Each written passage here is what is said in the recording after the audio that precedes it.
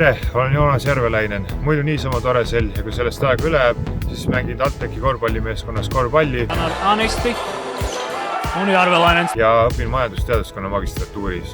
3. mail toimub ülemaailmne heategevusüritus Wings for Life World Run, mille raames kogutakse raha seljaaju-vigastuste ravimeetodite uuringuteks.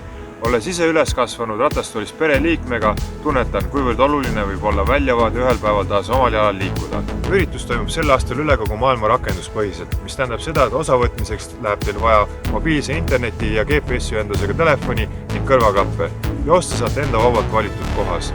Tulenevalt olukorrast maailmas panen teile südamele, et jälgisite kõiki ohutusnõudeid. Potseeri, jaluta, kõnni, jookse, osavõtma on oodatud kõik, eriti ratastoolis inimesed ja jõudu rajale!